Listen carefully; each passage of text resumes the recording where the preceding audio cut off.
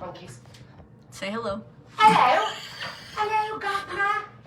Let's see. We're We're gonna play with the camera, you guys, because we're in a new room today. Yeah, so look on yours. How bad is it? I don't know. Oh. I'm waiting for it to pop up. Oh, I figured you would pop it up on your phone. Because then you can read comments so much easier. It's not there yet. Refresh. It is. Okay. Hey! Ooh, our camera view is not bad. Bam! Oh, that's... Can we put something over?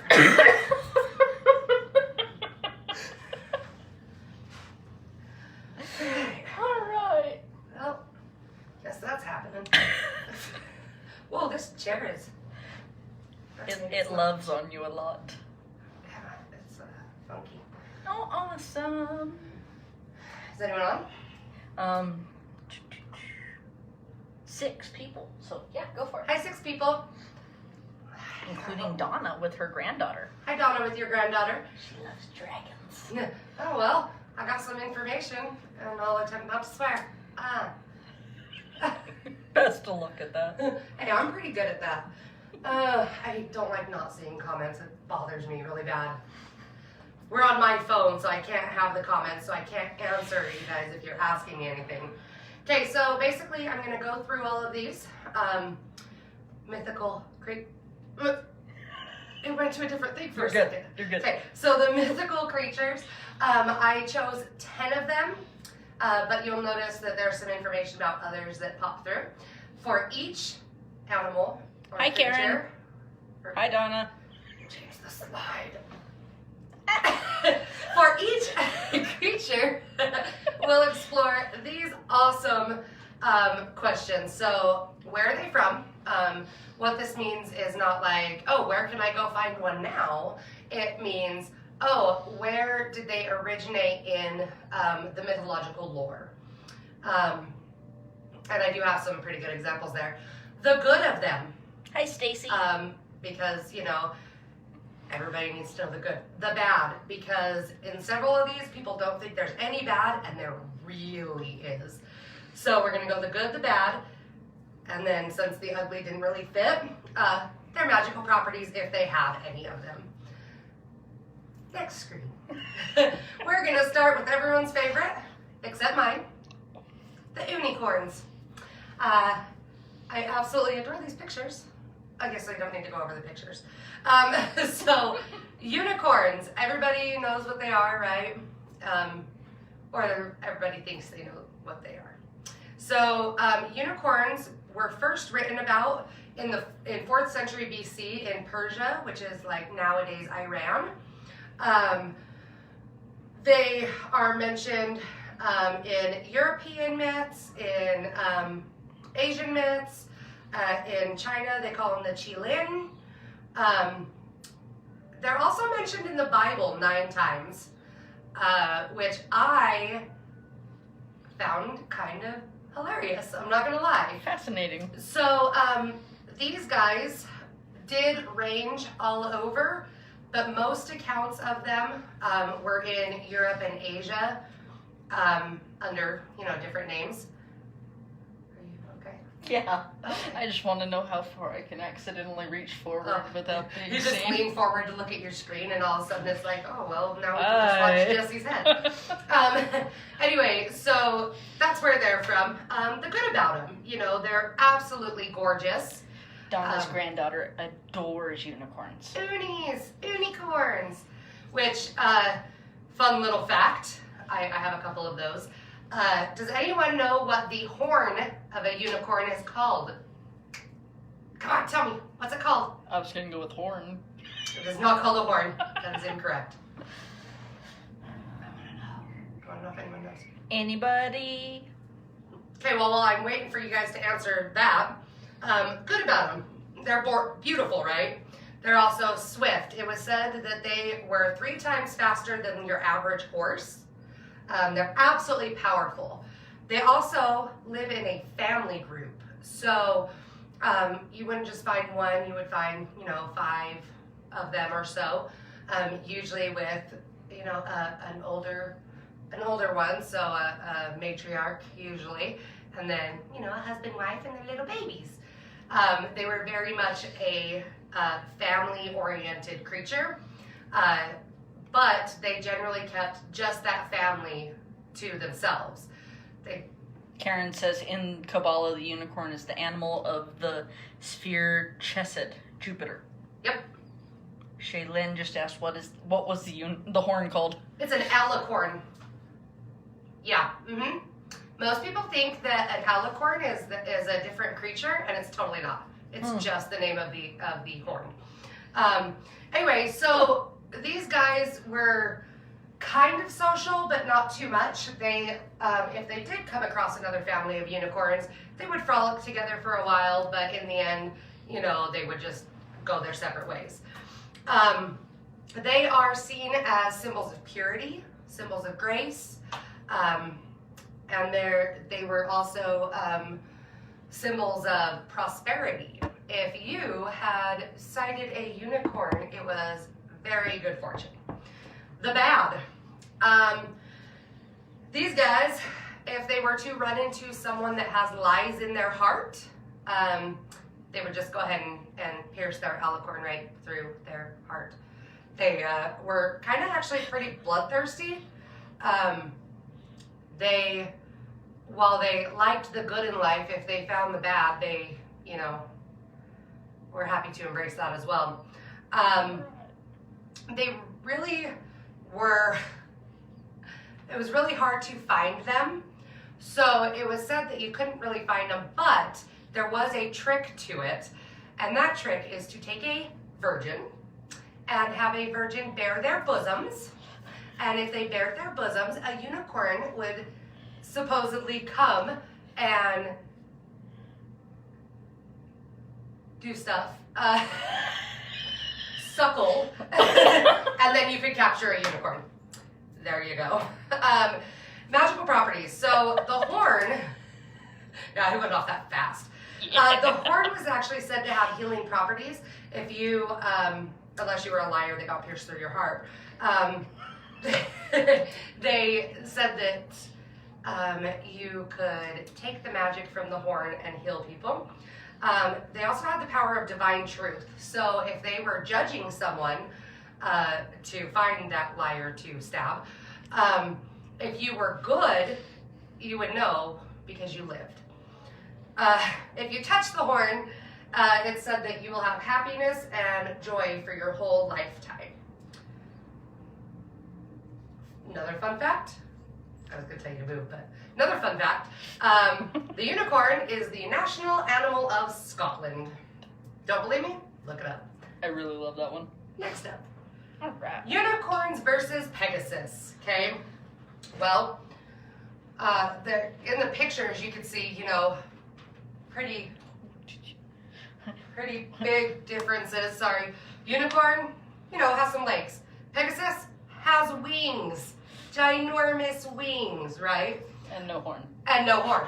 However, if a Pegasus and a unicorn mate, they almost always are a Pegasus with a horn. There you go. Unicorns are wild, whereas Pegasus can be traced back to Poseidon. It's actually said that Pegasus came about as a child of Poseidon. Yeah, there we go on unicorns. Next, oh, hold on, I lied. Don't go on you. Totally forgot that I just did this. Okay, they also guard the way to the fairy realms. And if they find that you are, for lack of a better term, good enough, they will actually lead you there or guide you there. So, there you go. Now you can swap it. Yay! Mer chicks and mer dudes. Mermaids and mermen. This is another one that, you know, everybody's just like, they're all good, they're all amazing, yay. No. Okay, so in all areas of mythology, you can find some type of a human fish creature. Okay, so some type of a mermaid or merman.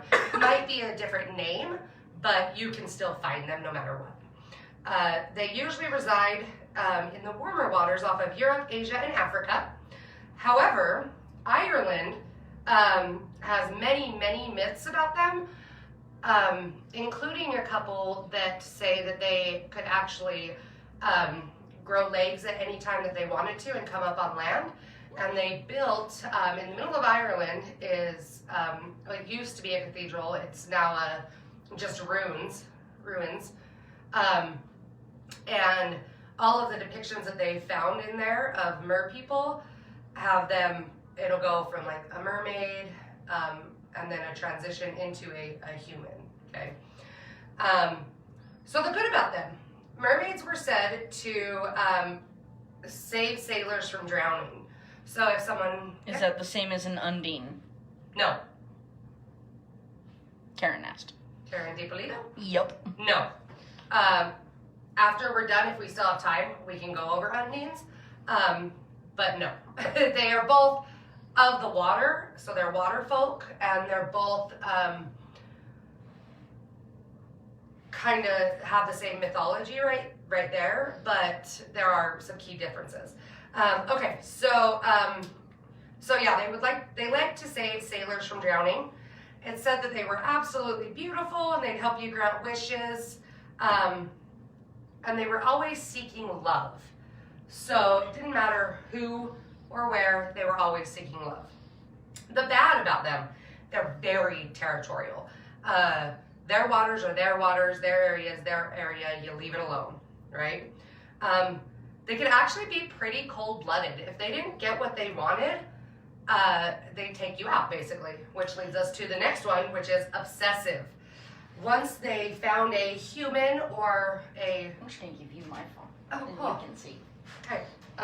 Need two okay. copies. Okay. Is that it? Okay. Yeah. Sorry. They were very, very obsessive. If they found someone that they loved or that they wanted, that was theirs. And if anything happened, then that's when they turned cold-blooded, and they actually stole souls, which is really funny because I know you guys have probably all seen The Little Mermaid, right? And you've seen Ursula, how she turns the merfolk that don't pay up into her little quivering things in her cave, right? That's kind of what mermaids did. But in that, they had to make it so that there was a villain, which was Ursula. Anyway, they would curse people that crossed them. And there's actually a mark of a mermaid, which is a curse. It's not a good thing to have. There are lots of stories about that. They were very murderous. Oh, I'm focusing on the bad. Can you tell? Yeah. It's because everybody always thinks they're just all good. Mm-hmm. And they also foretold disaster. A lot of people, when they saw a mermaid, if a mermaid made their presence known, it was actually a bad omen. So, no real magical properties for mermaids, but they did have some kind of abilities. So they could, cast curses, things like that, which, in my opinion, is a magical ability, right? Yeah. But it's nothing like, they couldn't fly or whatnot. Yeah, so that's mermaids. Next up, how are mermaids different from sirens? Okay. Bigger. She actually looks really pretty. Mm-hmm. I love this picture. Okay. So sirens are always depicted as bad. In my opinion, I feel like sirens have a good and a bad. But what sirens are known for is using their beautiful voice to sing out to the male sailors to get them to crash their boats upon rocks so they would die. Because sirens fed on the death and misery of those dying sailors.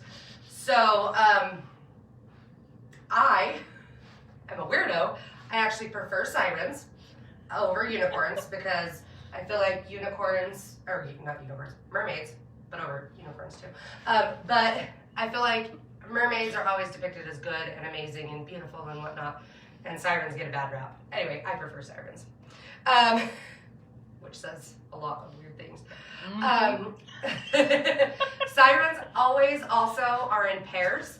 They don't have families. So, that sounded really weird, I'm sorry. So mermaids live in like colonies with other mermaids, mermen, whatnot. So they have like big, huge family groups. Whereas sirens, it's always just 2 of them. Like no more, no less. Okay.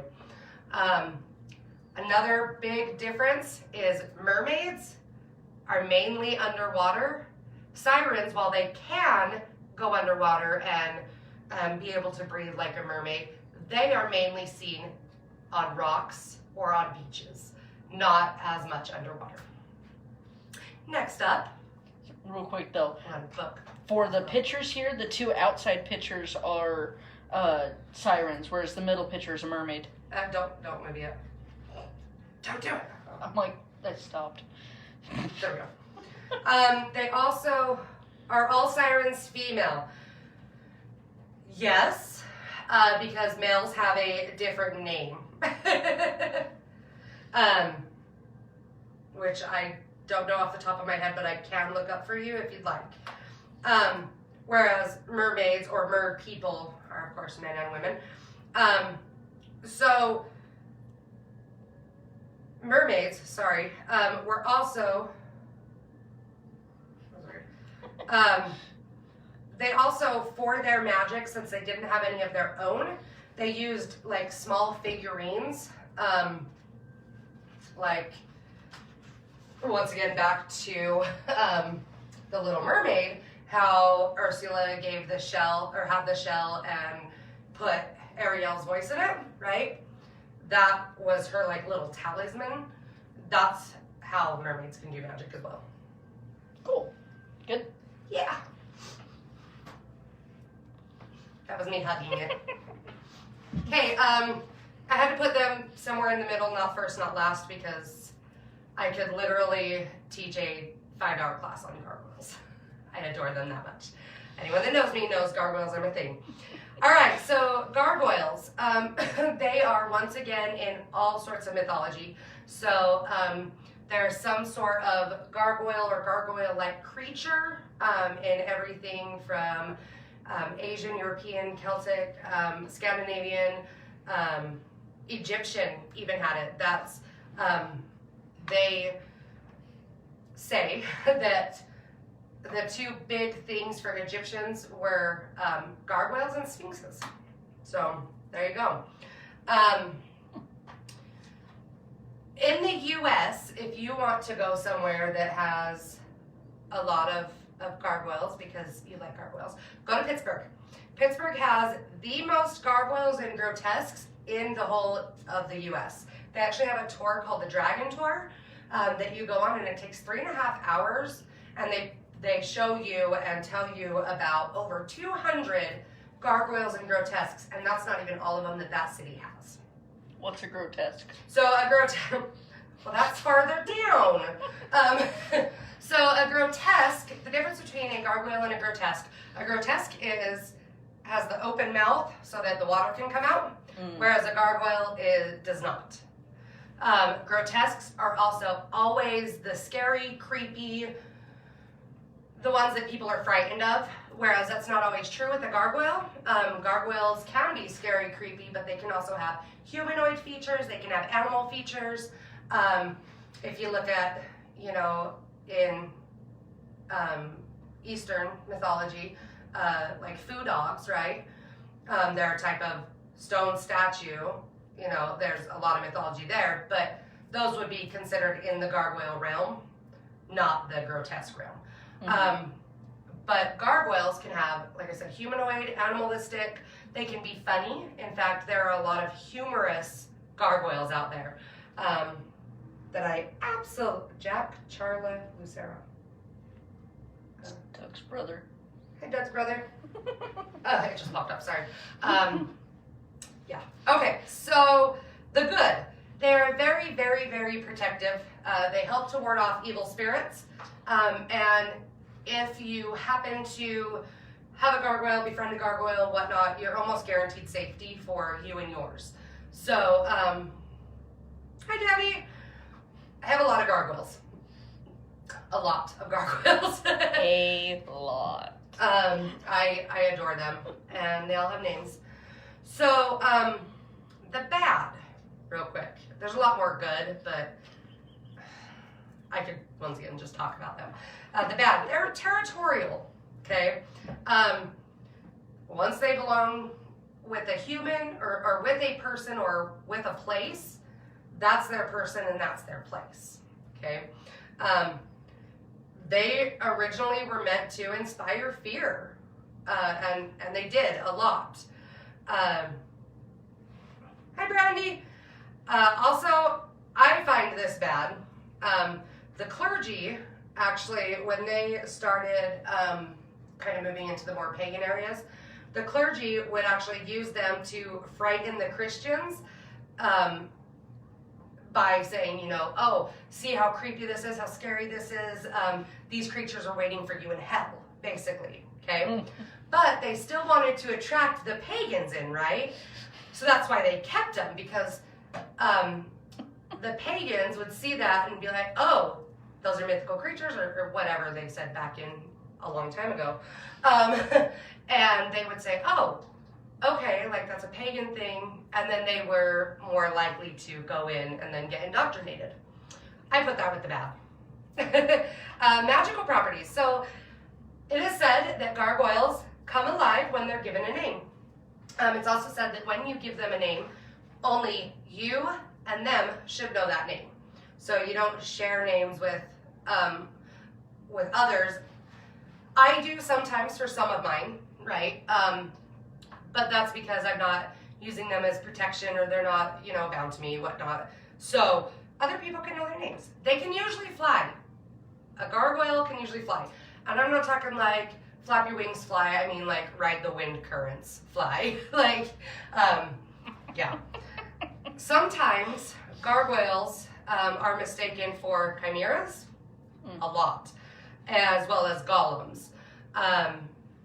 Because, well, with golems at least, golems are made out of clay, and then some essence is put into them to make them animated, right? Well, these guys are made from stone, and then when you give them an essence or their name, they come alive.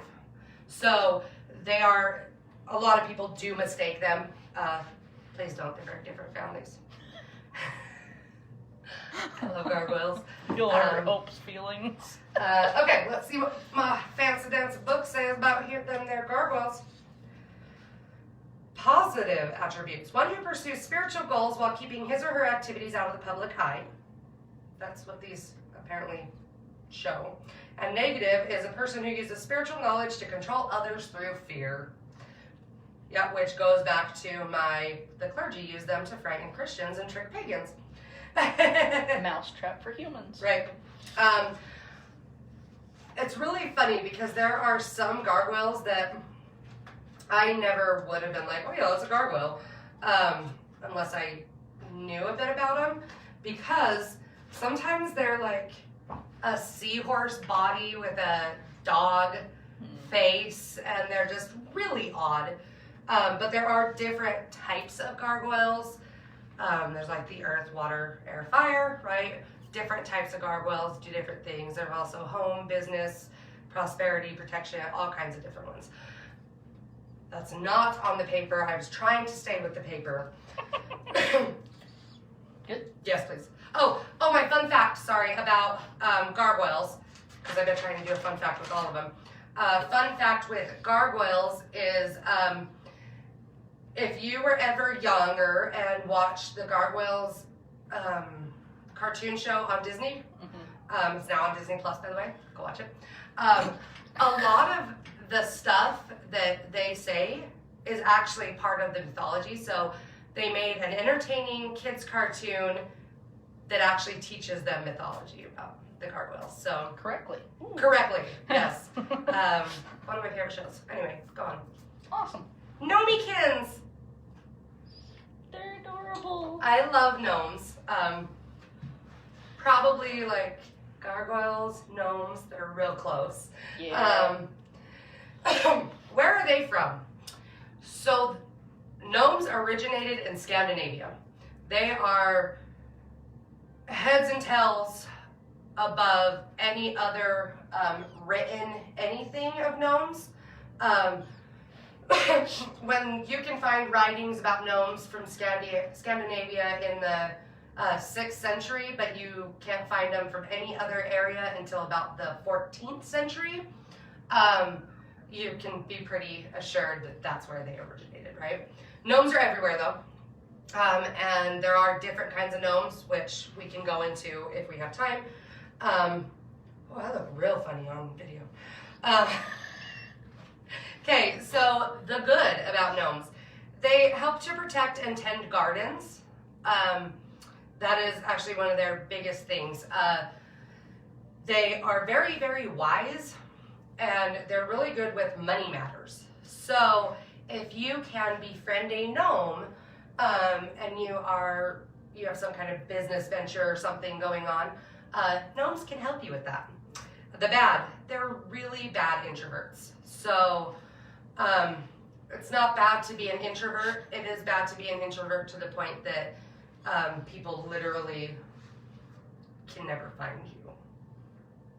Yeah, because you're always hiding. They're also pranksters. Okay, so they like to, maybe you have a gorgeous rose garden and then over here you have gorgeous peonies. Well, maybe they're going to move some of those peonies into your rose garden, you know. It'll still look beautiful. It's still witch planted, but they moved it a little bit because that's what they do. They do have tempers. If you hurt their area, their gardens, they're not going to be happy. So if you feel like you maybe have gnomes that help you out, try to stay away from the areas that you think that they help you out. If you're going to do like weed killer, that would probably not make them too happy. They're also very melancholy. They're easily upset. Like, and not upset like, I'm mad, but upset like, you hurt my feelings. They tend to, they're like the emo kids of the mythological creatures. Whatever you do, please stay away from Siberian gnomes. Siberian gnomes are considerably larger than garden gnomes or house gnomes or whatnot, and they're mean. They're mean. It's probably because they're from Siberia. I say they gotta be tougher to survive Siberia. Right. Magical properties. So they have magic strength. It is said that gnomes are 7 times stronger than man. And one of their key purposes is they help to heal the earth as well as animals. So they're like our doctors for the earth, right? Aww. Okay, fun little fact. You would not think that people really debate over mythological creatures, especially a gnome. But there is a huge debate, a huge controversy about gnomes. There is a very large following of people in the world that believe that if you have a gnome statue, you are holding that gnome, a soul of an actual gnome, not just the statue, but a soul of it, stuck in there. Aww. And that you are basically holding it hostage. It's their jail. And since gnomes live a very, very long time, they're in jail for a very, very long time, right?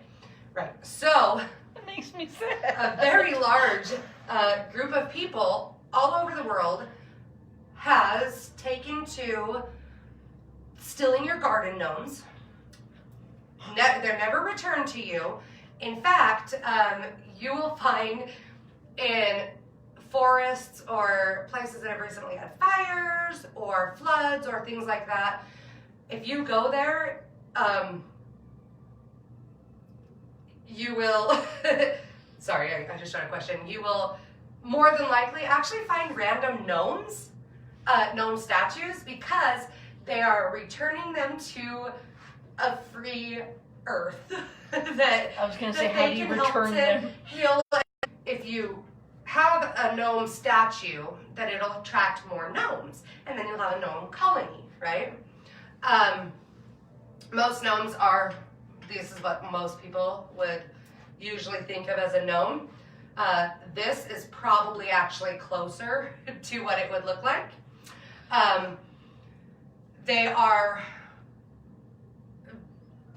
Their physical attributes, I guess you could say, is that of a grizzled old man that is bent over or hunched, usually with some kind of a cane or walking stick or something to that effect. In fact, Gob, who is the king of all gnomes, that's exactly like this depiction is really, really close to what he is depicted as.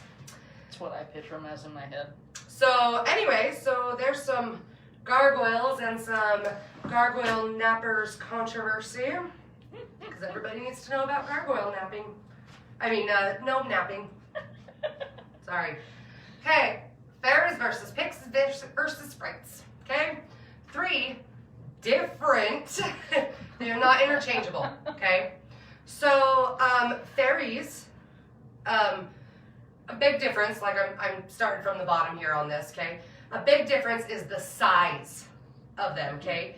Fairies are much bigger than pixies and sprites, okay? Pixies are in the middle, and then sprites are in the middle, and pixies are the smallest.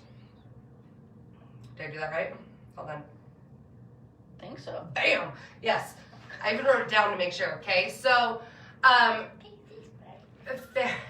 fairies, they say, are pretty close to actual human size, like normal human size, like 5 foot to 5'6" ish. Can you not be a fairy then? Is that what you're saying? Yeah. How tall are you? 5'2" ish. Just kidding. Really standing up. Anyway, so they are the most human-like. They are, all 3 of them are all over, of course, in mythology. You will, though, find fairies more in like Scandinavian, Romy cultures, things like that. You will find pixies more in your European and honestly American. And then in sprites, those are almost always in Ireland and Scotland, so your Celtic regions. One form of sprite, I wish you'd put Tinkerbell on here. I just keep looking to see if Tinkerbell is there. Okay, so for you guys who don't know this, I made the PowerPoint for Hope because I like pictures. And I don't. It helps you to keep connected with it.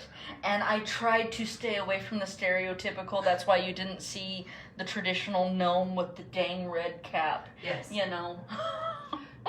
So, for those of you that also don't know, my favorite pixie is Tinkerbell. I absolutely adore her and all of her little, some people call them fairies, but they're not, they're pixies. All of her little pixie pals. Anyway, yeah. Okay, so fairies are really helpful and fun-loving. They're kind, they're intelligent, and they're creative, okay? But, once again, they can pass for humans as long as they cover up their wings, right? So, so they don't tend to show their magic, right? Except for to certain people, okay? And then you go to sprites, because that's the next biggest one. Sprites are little, right? They are bigger than pixies, but they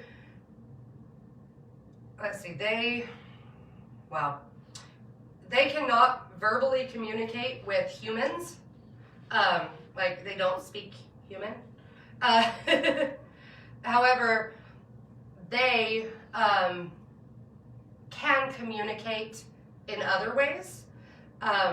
Sprites also do not have a distinctive shape. So you will find sprites of all different shapes and colors and whatnot.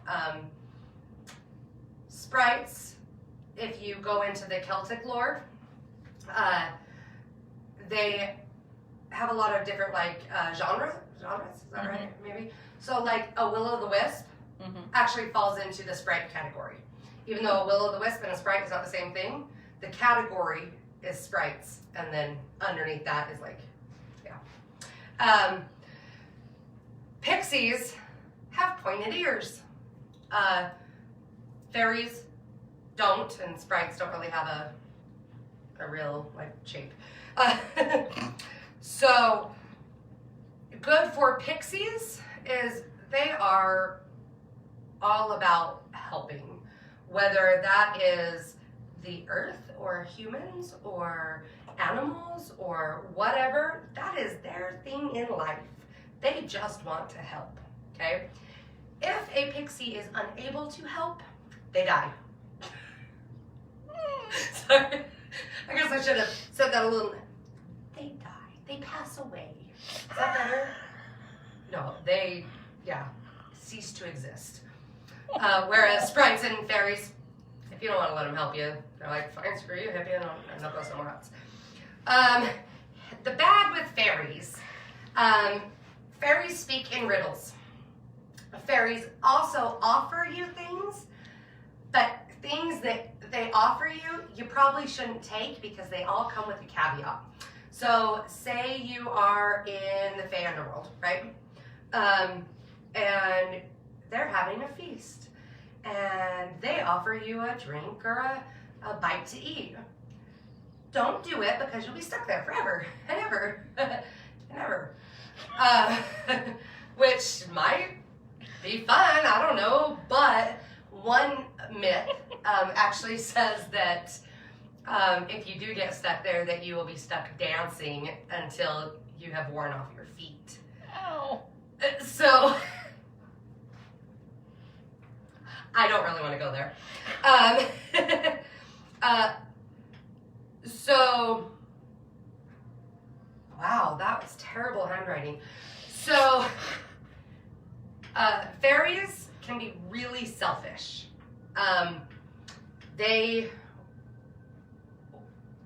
While they do enjoy helping, they also enjoy the payoff that helping gets them, I guess you could say. Sometimes they're pretty egotistical, and honestly, they have reason to be. Fairies are pretty magical. They're pretty fantastic. They're a bit crazy, and I enjoy them. Pixies, on the other hand, like I said, are all about others. Sprites, on the other hand, are neither, they like to help, but they're not going to wither if they can't. They're also not selfish or egotistical. They are more of the, all right, you don't want my help, cool beans, I'll go on my own way. I'll go my own way, if that makes sense. All three like to push boundaries and like to push your buttons. Okay? So magical properties. Fairies can make themselves invisible.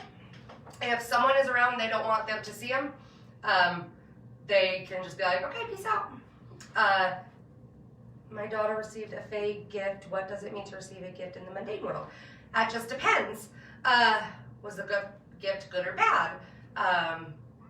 Was it age appropriate? Was it, is it a material gift? Is it a psychic gift? We'll come back to that. Remind me, I have 6 more. And remind me, a coin. Ooh. That's actually, getting a coin is actually a really big compliment. A coin or a shiny of any sort. So bells, I find a lot of bells, and I know Mary does too. And thimbles, and even if it's a broken bracelet or a ring or just something like that, that's a huge compliment, because fairies are, like I said, kind of selfish. So if they find those pretties, they want to keep those pretties. So if they're passing it along, that's actually cool. And in the mundane world, a fairy can't really hurt them. It's when you're in their realm. I done it again. Shouldn't you also not give a fairy your name? Yeah, so there's a lot of rules for them, right, I know. There are, just like with gargoyles, we could teach a very long class on just fairies. I brought a basket of books today, and I think 4 of them are on nothing but the fairy world. There is a lot of different kinds of fairies. So fairy, just like I was talking about with the sprites, with the pixies and sprites and things like that, how they have like, that's the umbrella term. Well, fairy is the umbrella term for all of them. Just like, Christian is the umbrella term for, Mormonism and Catholicism and Baptist and all of that. Fairy is the umbrella term for anything of the fae. So the fae world, which all these fall into. So anyway, so they can make themselves invisible. Sprites can shapeshift. And then the biggest magical property for pixies is that they can speak with animals. So maybe that's why I adore pixies, because I've always wanted to talk to animals. Like, always. Okay. And then also, just like with everything, most everything in life, I say everything, but not everybody agrees. Fairies, pixies, and sprites are creatures of duality. So you cannot have a full life if everything is just positive or just negative. You need both of those. You need the dark and the light, however you want to say it. Some people say good and evil, some say good and bad, some say, dark and light, which is what I choose to say. But you can't always have daylight, you can't see the sun when it's bright outside, you have to wait for that darkness. And so they are all really creatures of that dual personality. Their bad is not like overwhelming them, and their good is not overwhelming them either. It's a good mix. So there you go. Okay. Draggies and wyverns. Okay, so this one is going to be, once again, kind of disjointed like the fairies, pixies, and sprites. So I apologize for that. Dragons, okay? 2 types of dragons that we're going to go over, the western and the eastern, and then wyverns. So it's actually 3 bits. Yeah. Well, so, okay, this is a wyvern. What makes a wyvern different than a dragon of any sort is the amount of legs, okay? A wyvern has 2 legs, and the only arms it has are the wing arms. It doesn't have arms as well, right? A dragon, this is a western dragon, has the wings, but it also has 4 legs, or 2 legs and 2 arms, and then 2 wing arms. And then you have your Chinese dragon, which I think only has 4 legs still, right? Yeah, but no wings. But no wings. So these guys are fun. So for Eastern, these are Asian dragons, Chinese dragons, whatever you call them, because some people call them Asian dragons, which I think is a weird thing to call them. But Eastern dragons, or Chinese dragons, they are longer than either the wyvern or the Western dragon. They were actually like a deity. People treated them as gods. In fact, they used them in a lot of their different ceremonies, They're part of the Chinese zodiac, for heaven's sake. Like, they were, up here. They were at elevated status, you could say. And so they were loved and worshipped. Another thing, they didn't have fire, okay? Most people are like, dragons, fire, ooh, those go together. Not with an Eastern dragon or a Chinese dragon. Your Western dragon, I forgot to say, sorry. Your Chinese dragon also lived in like foggy skies or water, like lakes, things like that. Whereas for your Western dragon, they tend to live in layers, or I call them my friends. Which ones? The eastern? Okay. But they lived in like layers, caves, like sides of mountains, things like that. Eastern dragons do have a mighty breath, though. Yes. Yep. In fact, a lot of times you'll see them depicted as you can see like the air circling, I guess, which I love a lot. So with the Western dragons, they are much bigger, stature-wise. These guys are longer. These guys are chunkier. How's that? They're huskier. They're European in origin, and they were feared. For the most part, dragons were not, all of them, Rick says. For the most part, dragons in European mythology were not your friends. If a dragon was there, that means that he was going to burn down your village and steal all your shinies and steal your princesses and whatnot, right? Y'all know fairy tales. You know, there's a dragon that has captured a princess and a knight has to go and save her and blah, blah, blah, blah, right? Those dragons are your Western dragons. The good. One thing that is, wyverns. Wyverns are a lot smaller. They're not even half as long, fluffier. They're not even half as long as a Chinese dragon, and they're about a third the size. They're the petite ones. They're about a third of the size of a Western dragon. We already went over the wings and the legs and everything. While some could spit fire, or breathe fire, or whatever you want to, however you want to call it, that actually was not the norm, you could say. Okay, so the good. All of them, it is said that they can speak any language. Okay, so any language known to man, they could communicate if they chose. Okay, I didn't mean you could walk up to a dragon and be like, hey, what up, yo? And they'd be like, yo, what up? No, they would probably be like, I'm going to eat your face off. At least those two. Probably that one too, because if you spoke like that to him, you'd be like, really? Where's my, you should be respecting. Yeah, you should be respecting me. Like, you should be bowing down, not talking to me like I'm a homie. Wow, that was off track. But that is something that all three of them have. Intelligence-wise, okay, it is said that these guys are pretty dim-witted. I don't want to say stupid or dumb, but dim-witted, okay?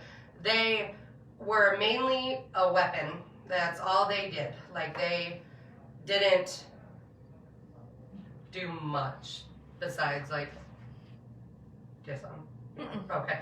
They just point them in a direction. They're like a missile, a heat-seeking missile. They have one direction to go. That was them. These guys are like middle of the road intelligent, like mid IQ, They knew enough to know that the shinies were good, right? True. And to know that sometimes if you want to keep your stuff, you got to fight back, right? And sometimes if you really want stuff, you got to burn down a village. That's what they knew. Whereas Eastern dragons, or Chinese dragons, were the highest IQ, okay? They were like Albert Einstein. They were so revered, it was like they were the geniuses of that time, okay? In Eastern dragons, they're lucky, right? Mm-hmm. They also can mean a lot of things. Harmony is one of them. But a big thing was agriculture. I love these guys. Which guys? A big thing was agriculture. In fact, their breath has sometimes been called a tornado, so it's very powerful, right? And that's actually where the root of their name that I can't pronounce nor read because it's a caricature, anyway, comes from. But they, hello Ninra, But you would know if they were upset because you would suddenly have a flood or a tornado or whatever, right? These guys were just always upset. Very compassionate, though, the Eastern. Yep. That was wyverns. Yeah, they're like the dumb lugs that you just want to hug. You're like, oh, I love it. They're like a golem, but in dragon-ish form. Okay. Western guys, the good is they were very protective. And while these guys, have the foggy skies and the water, these guys were very terrestrial. So the ground. They, layers and caves and rocks and stuff, right? All right, the bad. Some believe that dragons are evil. They are all, it doesn't matter which one, lethal. Sometimes, especially with the Western one, they speak in riddles.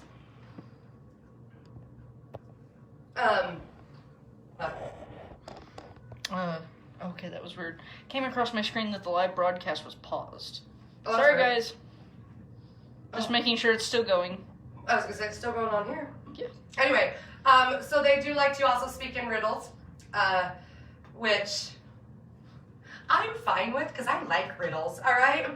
And I like to screw with people, so go for it. All three of them, to a lesser extent with wyverns, but they were all vain, including your Chinese dragon. He's like, I'm pretty, I'm gorgeous, these are my colors, like the 5 sacred colors, whatnot. And he knew he was hot stuff. Oh, I didn't swear. I think we just got a bad rep. Anyway, yeah, so magical properties, okay? So,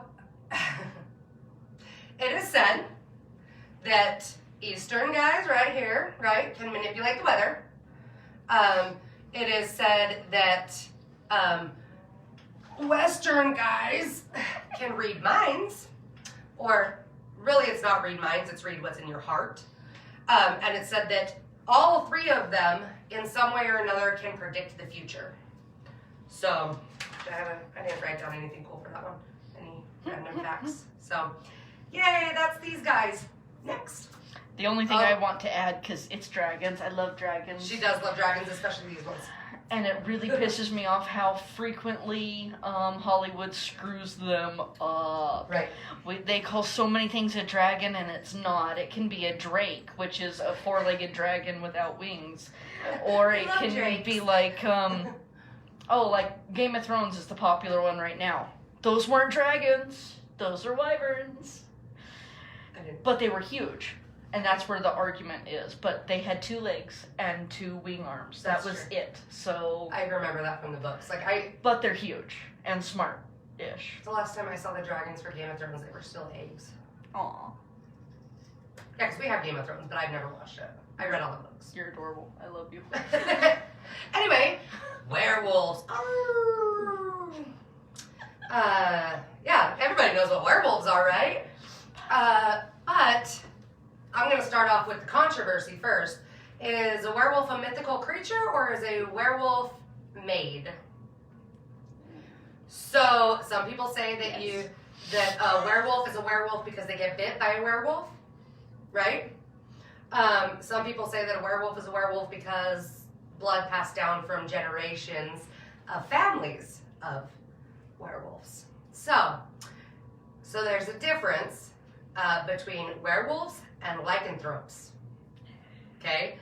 So lycanthropes are the passed down through the generations. Your family is a family of them. Werewolves are the bit, it's almost like a rabies. It's probably a terrible thing. Where are they from? They originated in European folklore. In fact, the first time that they were mentioned was in the 5th century. And I like to learn things. I could not get through the paper on it, so I can't tell you much of what it said. It was that bad. I can post a link if you guys really want to read it, but like if you need something to read before you fall asleep or to help you fall asleep, that would do it. And that's coming from someone that doesn't sleep, okay? I found my new bedtime story.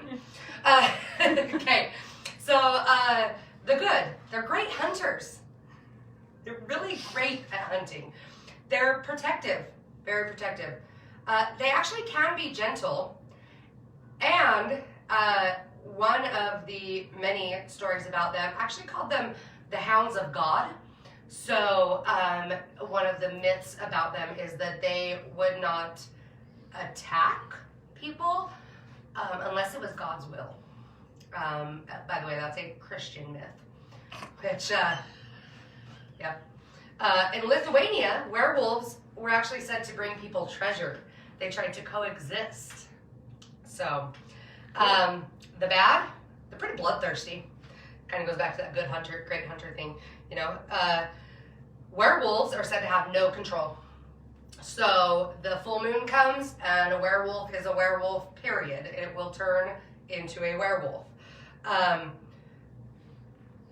Werewolves are also said, once again a Christian thing, but they were made because they sinned and they were then cursed. They crave human flesh, both lycanthropes and werewolves. And they also say that werewolves have a form of psychosis, okay? Magical properties, of course, shape-shifting. It's a big one. Lycanthropes, however, that it's passed down from bloodline to bloodline, they have control. They have learned how to, yeah, we have to turn, but maybe, you know, let's go find a safe place away from the humans so we don't eat them, type thing, okay?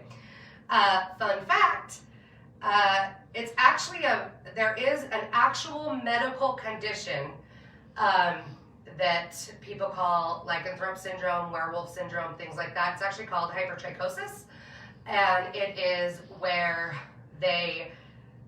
people grow fur everywhere. Your palms of your hands, bottoms of your feet, your whole face. And so there are people out there that are called the wolf man or the werewolf, or yeah, it is an actual thing. There's also a huge following of people that are werewolves that live as humans for all the days of the month, and then the full moon comes and they basically go live as wolves up in the mountains for 3 days in furry costumes. Enough about that. Next. Yeah. Mm-hmm. All right. Trolleys, gummies. You know, no. Recently, a lot of people have been interested in trolls due to the Trolls and then Trolls 2, whatever the actual name is of that, the animated cartoons. People I know have heard of trolls a lot. There's the Three Billy Goats Gruff myth, which is actually a pretty good one because it was a Norse fairy tale, and these guys originated in Norse or Scandinavia. They're Scandinavian.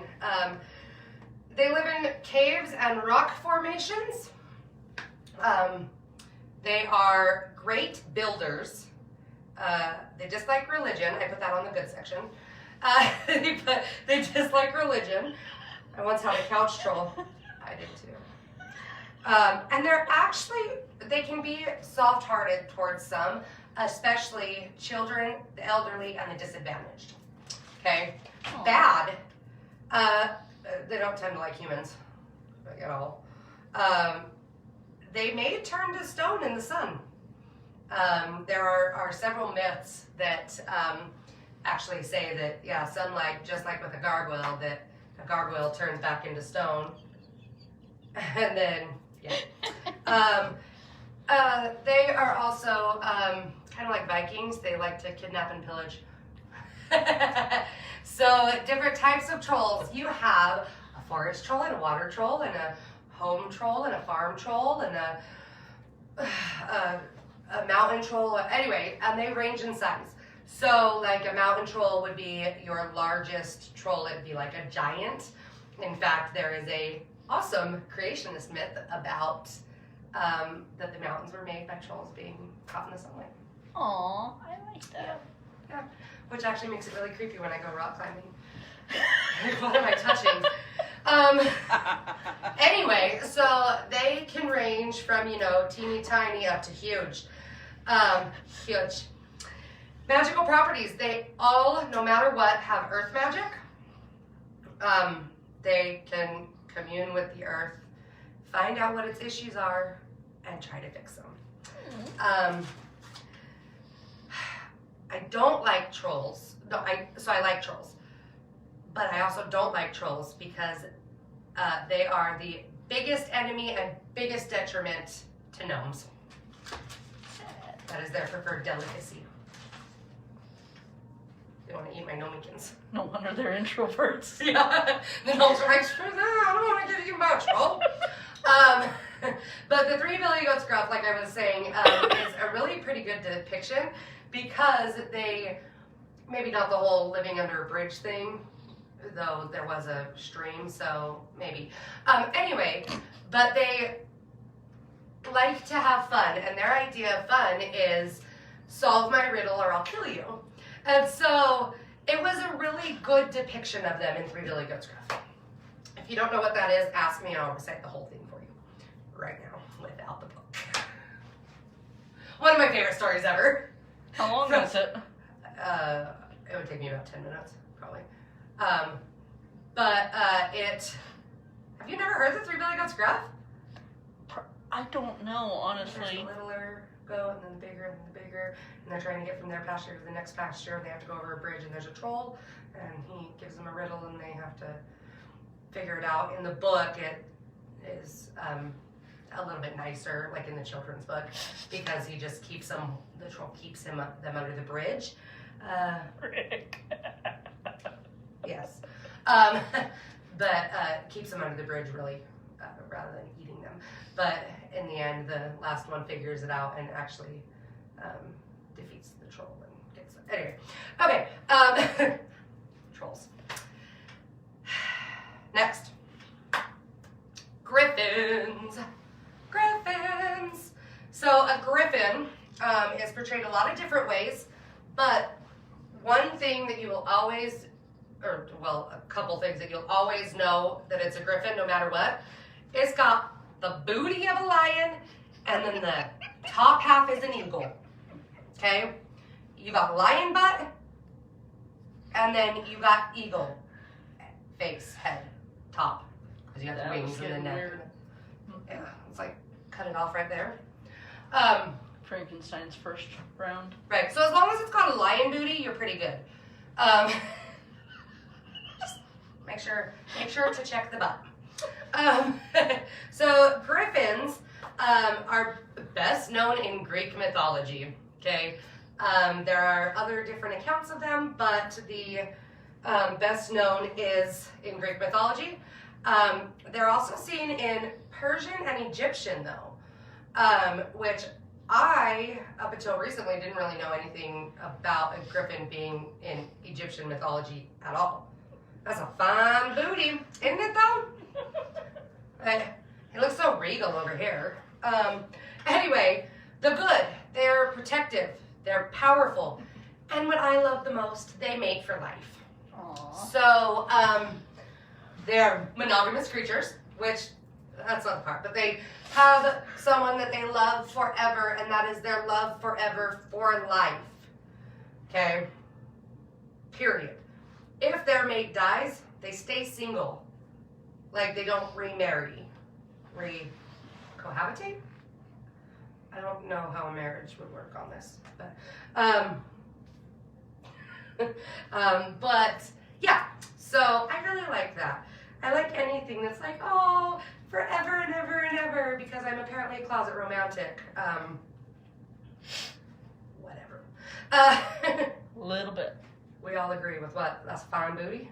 No, Brandy saying that she loves you. You're fun. I'm just a weirdo. It's not fun. You have been cracking me up this whole time. Okay, the bad. They're very territorial, and they are vengeful AF. Like, I just channeled my inner daughter because I felt like that needed a little more than just they're vengeful. Which one? Bigger one. Okay. The only one that I would allow to say AF. The actual words. Like. Anyway, they don't like people, like human people. If you're not at least a demigod or higher, you're not in their realm. So yeah, they're not very nice. Magical properties. They fly. I don't know if you can tell with the whole wings, right? But their talons, their eagle talons, are said to be used to detect poison. So just like the Vikings, have a horn cup, like you could take their talons and make yourself a cup as well, and then you would know if your enemy was trying to poison you. And then their feathers are said to restore sight. So a lot of people, that are blind would try to pluck a feather and make their sight come back. Mm-hmm. Or have someone do it for them because they're blind and probably can't. Though I have to imagine that between the eagle half and the lion half, like, this guy's gotta be rumbly. Like, he's gotta be loud. A little bit. Because eagles are loud. Like, that screech is so loud. And lions are loud. And you got the second half of them. Mm-hmm. Like, that's probably really loud. Anyway, so in Greek mythology, they are known as the hounds of Zeus, which is weird because there's no hound. There's no hound. There's no canine in a griffin. They have feline and bird, fowl, avian, Catbird. Yeah, catbird. Yeah, feline.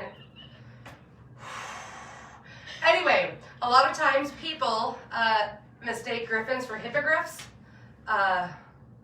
or one of the other myriad of animals pushed together. But a hippogriff is said to be a griffin that mated with a mare, and they made a hippogriff. That's what I thought you were going for with the werewolves. Okay, so that's it for my mythological creatures. I feel like that went fast. I cut that 2-hour class down to 1 hour. And 15. 1 hour. Okay, there's not a 2 in there, so we're good. Okay, so questions on any of these that I've gone over. Actually, first, before that, I'm going to give you suggestions on books. So this is Magical Mystical Creatures. Invite their powers into your lives. It's a fun book. It's got some good information, but it doesn't go over very many. But it would be a good starter book. If you want to learn more about fairies, you got the Element Encyclopedia of Fairies, and it literally goes over water. Let's see, it goes over fairyland, or the underworld, or the otherworld, or whatever you choose to call it. Mm-hmm. How to connect with them, elemental and flower fairies, and in literature and legend. Okay, and then another fairy book is The Magic of Fairies, Working with the Spirits of Nature. And this one I really like because it actually goes over everything under that fairy umbrella, so the Fae umbrella. It's a good one. And it is by Cassandra Eason. Yes. I'm like, by Andra Eason. Sandra? Mandra? Cassandra. Sandra? Anyway, this next one is Fairy Folk, A Witch's Guide to Fairy Folk, which just kind of, it goes over different ones, but it also tells you what to stay away from. Is that book at the store? None of these books are at the store, because these are all my personal ones. They are currently at the store because I am, but if anyone is up for a mugging. Enchantment of the Fairy Realm. Communicate with nature, spirits, and elementals. So those are fairy ones. This is a cute one if you have kids, because it has a ton of pictures and all kinds of different like depictions and whatnot. So it's just the mythology book by Neil Phillip, and it's teeny, but it's a great one for kids. This one is Beneficial Beasties, and it is a cute, cute one for kids as well. Because I don't know if y'all have kids, but I have kids, and I have a lot of friends that have littler kids and whatnot, and they want to learn about them, but I don't want them to just learn the good, because I think that's bad. And then this one is the Ultimate Encyclopedia of Mythical Creatures, which kids or adults, it's pretty good. There's not very much nudity, if I remember right, in this one. And then, of course, the big boy, which I didn't bring because my daughter stole it from me and I can't find it. The big boy is the ultimate, it's just the Encyclopedia of Mythical Creatures. It's about 1,600 pages. It costs anywhere from $40 to $50, depending on where you find it. And it's amazing, and everyone should have it. If you want something a little more specialized, not just mythical creatures in general, they do have the same encyclopedia, but for fairies. So I have the smaller fairy one right here. This is just the element encyclopedia. For all fairies, they have one that's about the same size as well, same price as well. Nice. So those are books that I think y'all should get. I don't think we have any books here really on mythical creatures. Not at the moment, I don't think. Mythological either way. Yeah. Let's see. Okay. Any questions? I'm gonna flip back through just to help anybody. Trollies! Trolls are fun. I like trolls, but not. Yeah. I still thought you were going to go there with the werewolves. Like, somebody made it with a wolf? Nope. I have actually only read one story about something like that. And it wasn't even like a good myth, if that makes sense. Like, yeah. Dragons versus wyverns, forest pixie sprites. There are so many rules out there for dealing with fairies. Mm-hmm. Yeah. For anything in the fairy realm, yeah. Fae. The fae realm is, I always say fae. No. Gnomekins. So can you make like a gnome garden like you do a fairy garden? So I have a gnome garden. If you can't tell, I am not one of them that believes that there's the soul stuck in it. I actually treat my gnomes a lot like I treat my gargoyles and give them names, which gives them power, in my opinion. And so all my gnomes around my yard, I have almost as many gnomes as I do gargoyles. You should have brought like a picture of your yard. If I had thought, I would have gotten you to get a picture of it.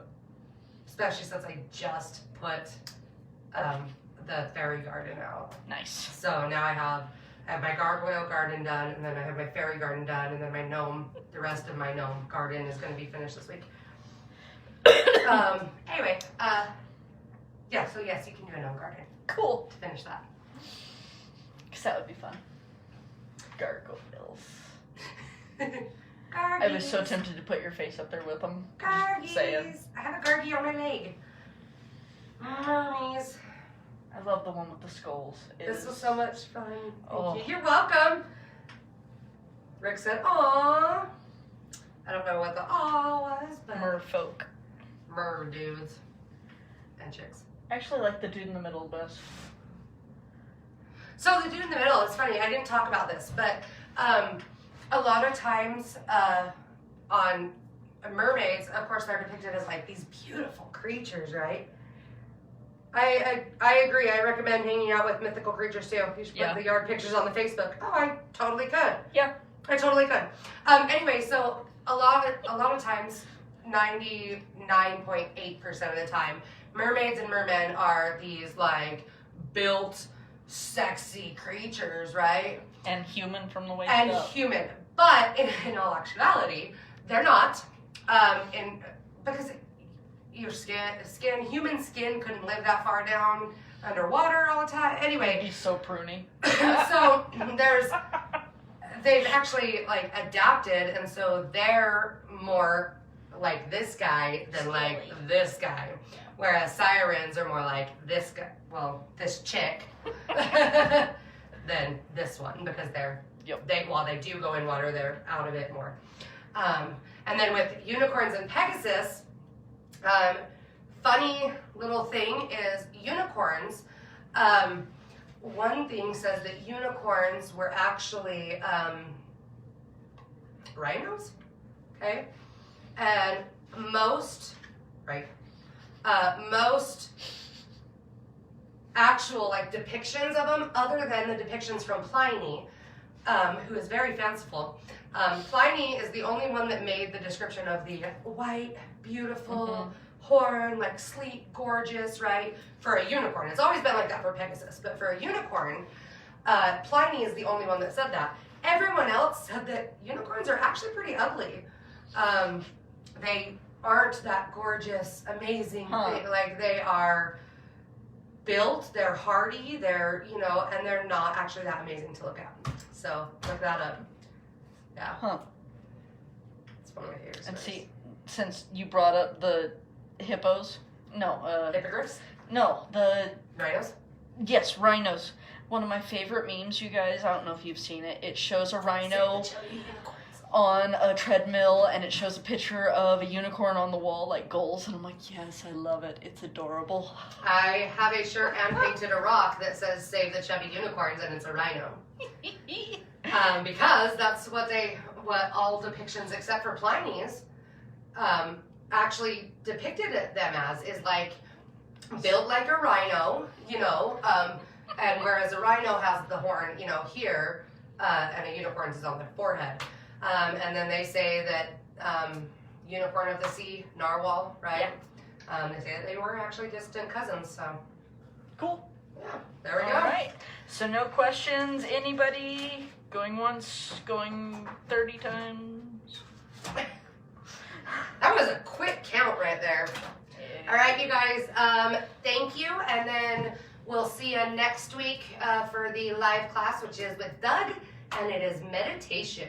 Yep. So it's going to be a good one. You're not going to want to miss it.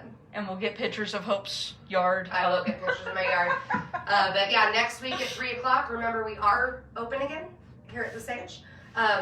Monday through Saturday, 1 to 6. You must have a mask, and only one customer is allowed in at a time. And also, please only touch what you actually plan to buy. Yeah, it's fun to touch everything, but right now let's be cognizant. And if it's you and your spouse or whoever, you guys can come in together. It's more of that, if we've got somebody in there, that's it, and you're gonna have to wait, hopefully not too long. But okay, thank you guys, we'll see you soon. And we'll zoom in on Hope.